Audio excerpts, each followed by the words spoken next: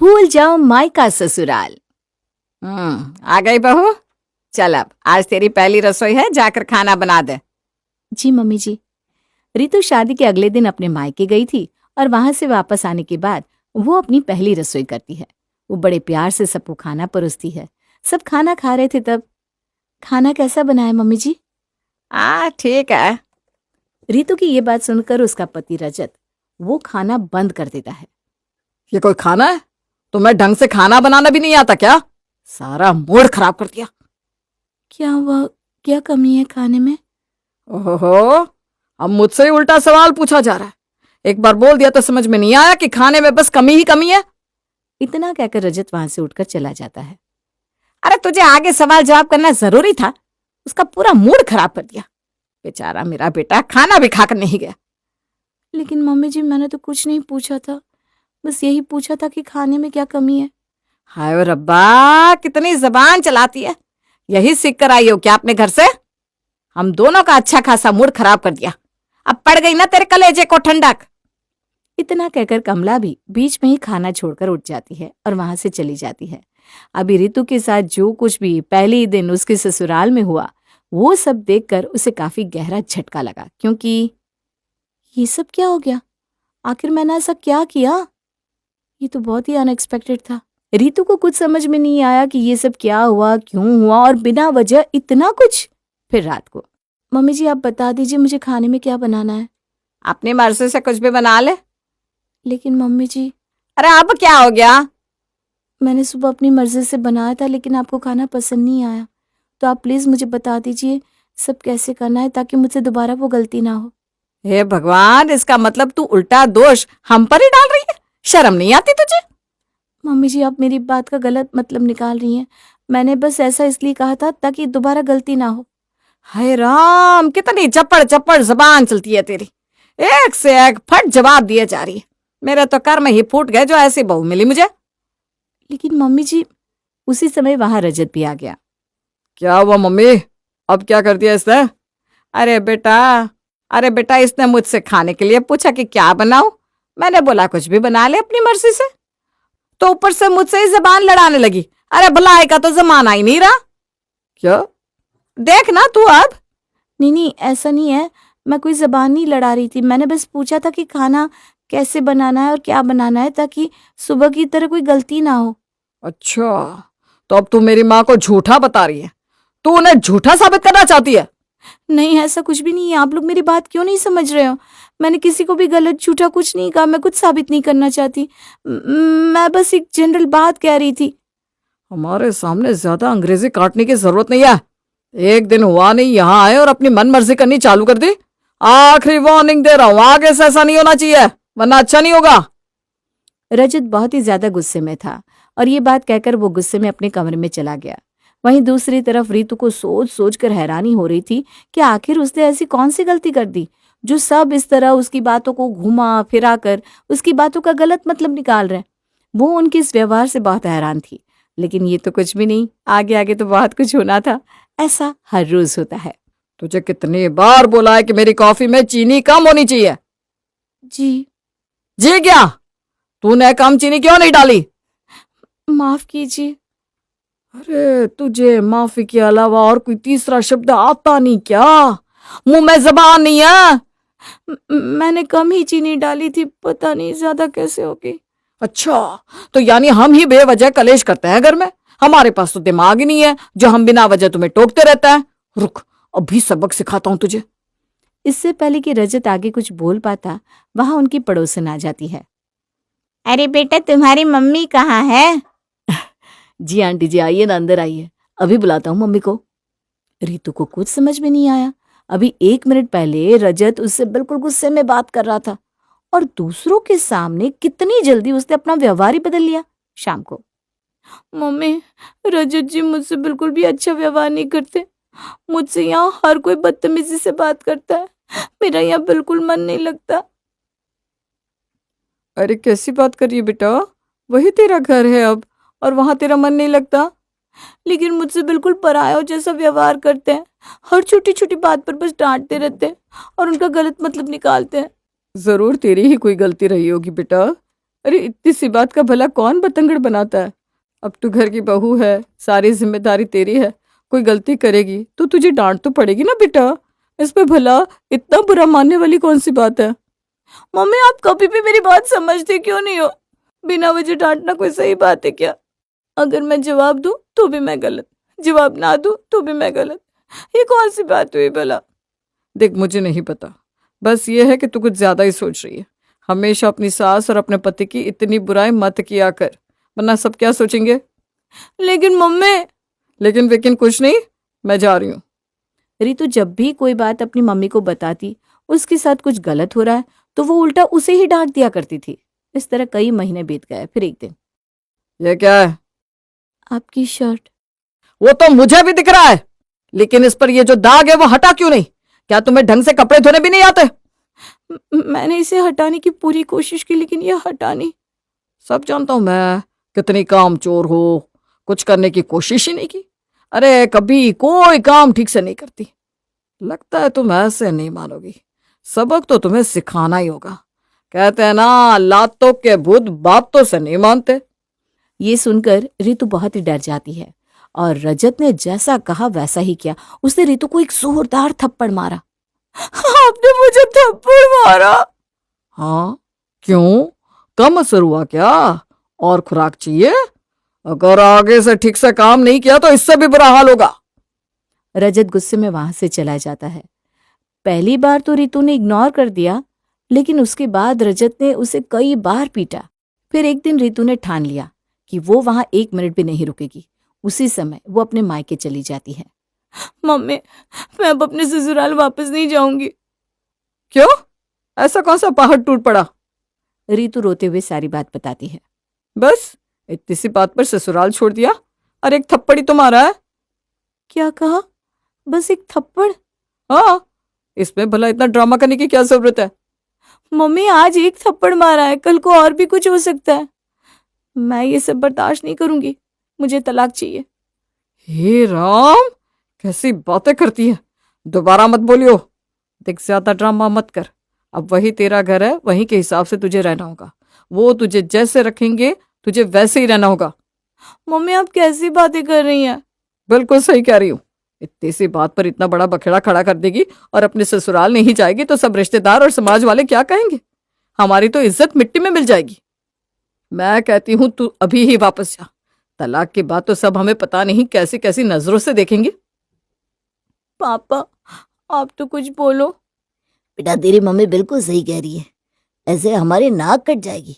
तू चुपचाप वापस जा और सब ठीक कर ले। तभी वहां रितु का भाई आता है। रितु इस उम्मीद में सारी बात अपने भाई को बताती है कि कम से कम वो तो उसकी साइड लेगा। लेकिन देखो रितु, मम्मी पापा बिल्कुल ठीक कह रहे हैं। इतनी सी बात पर तुम तलाक नहीं ले सकती। दोबारा तुमसे फिर कौन शादी करेगा? तुम्हारी लाइफ खराब हो जाएगी और हम तो तुम्हें हमेशा यहाँ नहीं रख सकते ना। ये सब सुनकर रितु का दिल बुरी तरह टूट गया। वो रोते हुए घर से बाहर चली जाती है और उसे वो सब याद आ जाता है जो उसके मम्मी पापा ने उसे तब कहा था जब वो ससुराल के बाद पहले दिन अपने मायके लौटी थी। ससुराल में जरा अच्छे से रहियो। जो वो कहे उनकी बातों को ध्यान से सुनियो और सब कहना मानियो। ठीक से रहना, वहां हमारी नाक मत कटवा देना। ठीक है मम्मी, अब बस भी करो। यही सब सुनकर तो बड़ी हुई हूँ। अब शादी के बाद मैं आपसे पहले दिन मिलने आई हूँ और आज भी आप फिर से शुरू हो गई। हाँ, तो लड़कियों को समझाना ही पड़ता है। उनकी जिम्मेदारी होती है घर को संभालना। अब अगर तू ठीक से नहीं रहेगी तो बात तो हमारे ऊपर ही आएगी ना। रिश्तेदार समाज वाले फिर सब क्या कहेंगे? तुम्हारी मम्मी बिल्कुल ठीक कह रही है। अपने ससुराल वालों की एक एक बात मानना, हमारे ऊपर उंगली ना उठने पाए। हे भगवान। रितु वापस अपने ससुराल चली जाती है। वो रजत को अपने इस व्यवहार को बदलने को कहती है, पर रजत कहाँ मानने वाला था, बल्कि उसका गुस्सा तो दिन ब दिन 7वें आसमान पर चढ़ रहा था। कुछ टाइम बाद जब रितु प्रेग्नेंट थी तब भी रजत ने हमेशा उसके ऊपर हाथ उठाया। रितु हमेशा सब कुछ चुपचाप बर्दाश्त करती रही क्योंकि उसके मायके वालों ने जवाब जो दे दिया था। ऐसे ही कुछ साल बीत जाते हैं। एक दिन इतनी देर से कहाँ थी? रोहन को स्कूल से लेने गई थी। इतनी देर लगती है क्या? इतनी देर कहाँ लगा दी? बाकी दिन तो आधे घंटे में आ जाती थी तुम। आज 10 मिनट एक्स्ट्रा कैसे लग गई? वो बस वो क्या लगा रखा है? मुंह में दही जम गई है क्या? वो रोहन का आइसक्रीम खाने का मन था तो थोड़ा लेट हो गया। थोड़ा नहीं, बहुत लेट हो गया। तुम्हें घर की जिम्मेदारी अच्छे से समझनी चाहिए और सब कुछ टाइम से करना चाहिए। आगे से ध्यान से रखूंगी, मैं आगे से ध्यान रखूंगी। रितु सभी सिचुएशंस में एडजस्ट करने की पूरी कोशिश कर रही थी। वो किसी भी बात में रजत को गुस्सा दिलाना नहीं चाहती थी, लेकिन रजत तो बेवजह गुस्सा करता ही रहता था। एक बार जब डिनर के लिए रजत का दोस्त और उसकी पत्नी आते हैं। कमाल कर दिया भाभी जी आपने, बहुत टेस्टी खाना बनाती हो आप। हाँ सच में बहुत अच्छा खाना था। जी शुक्रिया। सबके खाने के बाद जब रितु बर्तन रसोई में लेकर जा रही थी, तब गलती से उसके हाथ से ग्लास गिर जाता है। ठीक से काम नहीं कर सकती? अरे भाई कोई बात नहीं, गलती से हो जाता है। माफ कीजिए, मैं अभी ठीक कर देती हूँ। रितु वहां से चली जाती है। भाई तेरा पारा बड़ी जल्दी हाई हो जाता है। जरा देख तो, भाभी तेरी बातों को कितने अच्छे से मानती है, और एक हमें देखो। अच्छा जी, ऐसी बात है, रुकिए घर चलिए जरा। अरे मैं तो बस मजाक कर रहा था, इतना सीरियसली मत लो। उनके जाने के बाद रजत गुस्से में रितु के पास जाता है। तुमने जानबूझकर ऐसा किया था ना? मैंने क्या किया? तुम पूछ रही हो तुमने क्या किया? तुम नहीं जानती? नहीं। तुम्हें क्या लगा था मुझे कुछ समझ में नहीं आएगा? उनके सामने तुम दिखाना चाहती थी कि मैं तुम्हारे ऊपर बिना वजह गुस्सा करता हूँ, इसीलिए तुमने जानबूझकर सामान गिराया ताकि मैं तुम्हें डांटूं, क्योंकि मुझे उस चीज पर बहुत गुस्सा आता है। नहीं नहीं, ऐसा नहीं है।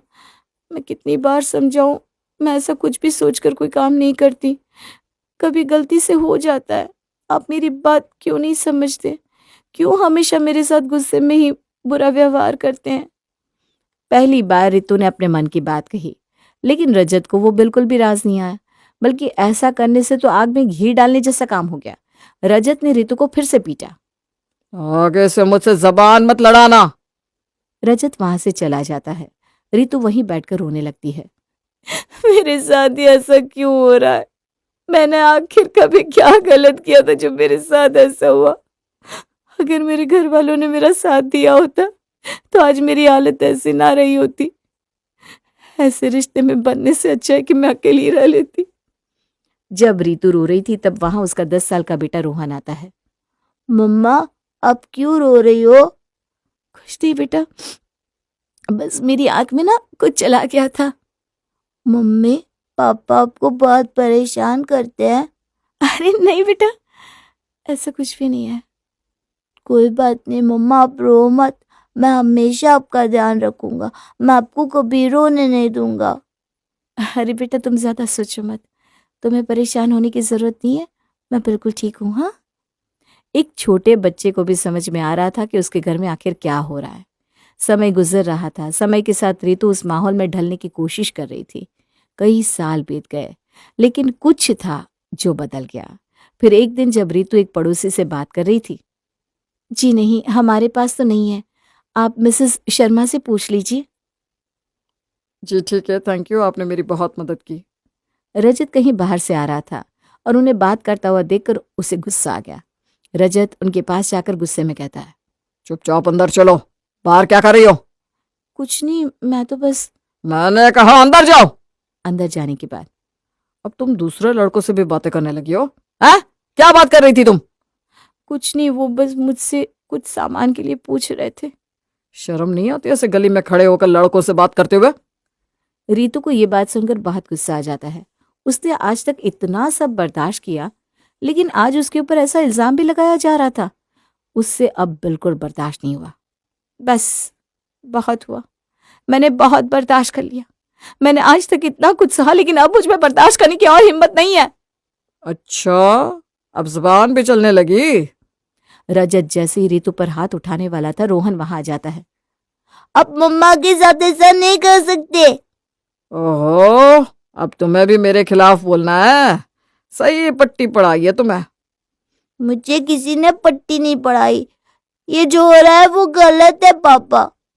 रोहन के बोलने पर रजत को गुस्सा आ जाता है और वो उसे जोरदार थप्पड़ मार के वहां से चला जाता है। बेटा तुम्हें बीच में नहीं आना चाहिए था ना। क्यों मम्मा, आप इतने सालों से इतना कुछ बर्दाश्त कर रही हो, कभी किसी ने आपका साथ नहीं दिया, लेकिन अब बहुत हुआ, मैं आपको ऐसे नहीं देख सकता। लेकिन हम कुछ नहीं कर सकते बेटा। हम बहुत कुछ कर सकते हैं। अब आप यहाँ नहीं रहेंगी। आपको नानी नाना भी नहीं बुलाते, मामा भी नहीं बुलाते, और ये घर वाले तो आपको समझते ही नहीं। लेकिन कोई और है जो आपका साथ दे ना दे, मैं दूंगा। हम यहाँ नहीं रहेंगे, हम अलग रहेंगे। लेकिन बेटा, लेकिन कुछ नहीं मम्मा, मैं आपका ध्यान रखूंगा। रोहन अपनी मम्मी को लेकर वहां से चला जाता है और अलग रहने लगता है। और जैसे ये बात रितु के मायके वालों को पता चलती है, वो उन्हें अपने पास बुलाते हैं। ये तूने क्या कर दिया? हमारे सब रिश्तेदारों के फोन आ रहे हैं, सब हमसे पूछ रहे हैं, हम उन्हें क्या जवाब दे? समाज वाले क्या कहेंगे? तुमने तो हमारी नाक कटवा दी। अभी भी मौका है, सब ठीक कर लो। वाह मम्मी पापा, अभी भी आपको बस समाज वालों का डर है, लेकिन इतने सालों से मैंने जो कुछ सहा वो आपको नहीं दिख रहा। अगर आपने मेरी बात पहले सुन ली होती ना, तो आज इतनी बड़ी नौबत नहीं आती। मुझे लगा आपने हमें इसलिए बुलाया कि शायद अब आप हमें समझेंगे, लेकिन नहीं, मैं गलत थी। तुम कैसी बात कर रही हो? एक तो तुमने बात को बढ़ा कर रखा है, और ये सब नॉर्मल सी बात है। हर घर में थोड़ा बहुत लड़ाई झगड़ा चलता रहता है। थोड़ा बहुत नहीं भैया, मैंने बहुत कुछ सहा है। माना कि तुमने बहुत कुछ सहा, लेकिन ऐसे अकेले जीवन कैसे काटोगी? वापस जाओ बेटा, अकेले रहना आसान नहीं है। आपको किसने कहा मम्मा अकेली है? मैं हूं ना। मैं हमेशा अपनी मम्मा का ध्यान रखूंगा। भले ही किसी ने भी मुसीबत के समय मम्मा से मुंह फेर लिया हो, लेकिन मैं कभी ऐसा नहीं करूंगा। अरे लेकिन चलिए मम्मा, हम चलते हैं। मेरे रहते आपको किसी भी बात की चिंता करने की जरूरत नहीं है। मैं हमेशा आपका ध्यान रखूंगा। कोई आगे कुछ बोल पाता उससे पहले ही रोहन उनकी बात बीच में काटकर रितु का हाथ पकड़कर उसे वहां से ले जाता है। आखिर में रितु को उसके बेटे ने ही समझा, बाकी किसी ने उसका साथ भी नहीं दिया।